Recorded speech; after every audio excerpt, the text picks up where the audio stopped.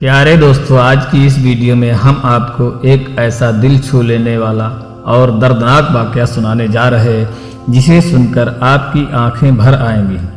یہ کہانی ایک نیک عورت کی ہے اور اس واقعے کے ہر حصے میں آپ کو اس کے ساہس، ایمان اور اس کی پاک دامنی کی جھلک ملے گی۔ حضرت جعفر بن صادق فرماتے ہیں کہ بنی اسرائیل کا ایک شخص سفر پر جانے کی تیاری کر رہا تھا۔ وہ اپنے بھائی کے پاس آیا اور اس سے کہا، بھائی جان، میں سفر پر جا رہا ہوں، میں چاہتا ہوں کہ آپ میری بیوی کی خدمت اور دیکھ بھال کریں۔ بھائی نے پورے یقین دلاتے ہوئے کہا، تم بالکل بے فکر رہو بھائی، میں ہر حال میں تمہاری بیوی کا خیال رکھوں گا۔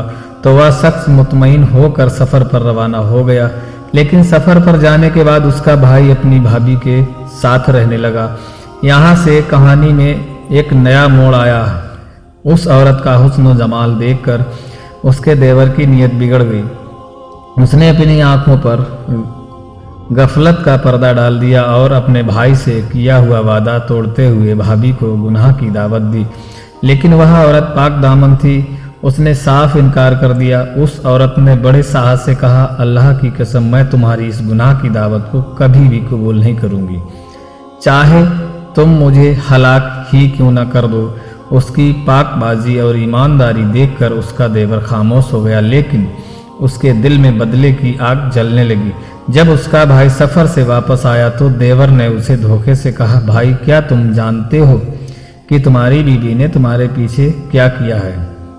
اس نے مجھے بار بار گناہ کی دعوت دی۔ یہ سن کر بھائی کو غصہ آیا۔ بنا سچائی جانے اس نے اپنی بیوی سے بات چیت کرنا بند کر دیا اور ایک رات غصے میں آ کر اس نے اپنی نیک بیوی پر تلوار سے وار کیا۔ اس کی بیوی بری طرح زخمی ہو گئی، لیکن اللہ کی قدرت تھی کہ وہ اب زندہ تھی۔ وہ گرتی پڑتی ایک عبادت خانے تک پہنچی، جہاں ایک راہب نے اس کی مدد کی اور اس کی صحت کو بحال کیا۔ کچھ سمے بعد اس راہب کا غلام اس عورت کی پاک دامنی سے جلنے لگا اور اس نے بھی اسے گناہ کی دعوت دی، لیکن اس عورت نے پھر وہی جواب دیا، اللہ کی قسم، میں تمہاری گناہ کی دعوت کو کبھی نہیں مانوں گی۔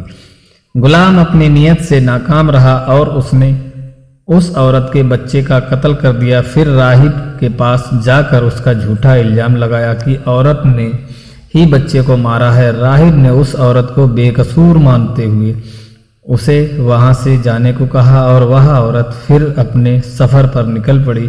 اس سفر کے دوران اور بھی کئی گھٹنائیں ہیں۔ اسے ایک ایسے قیدی کی جان بچانے کا موقع ملا جس نے بعد میں دھوکے سے اسے ایک مسافر کو بیچ دیا، لیکن وہ عورت اپنے ایمان سے جرت پر قائم رہی اور آخرکار جب مسافروں کی کشتی ڈوبی تو اللہ کی رحمت سے صرف وہی عورت بچی۔ اس کی کہانی کا انت تب ہوا جب وہ اپنے پرانے شوہر سے پھر سے ملی اور اس نے اپنی سچائی ثابت کی۔ اس نے اپنے شوہر کے دھوکے باز بھائی اور اس کے ساتھ گناہ کرنے کی کوشش کرنے والے سبھی لوگوں کو ان کے گناہ کی سزا دلوائی۔ دوستو، یہ کہانی ہمیں سکھاتی ہے کہ ایمان اور پاک دامنی کی راہ پر چلنے والے کبھی ناکام نہیں ہوتے، چاہے ان کے سامنے کتنی بھی مشکلیں کیوں نہ آئیں۔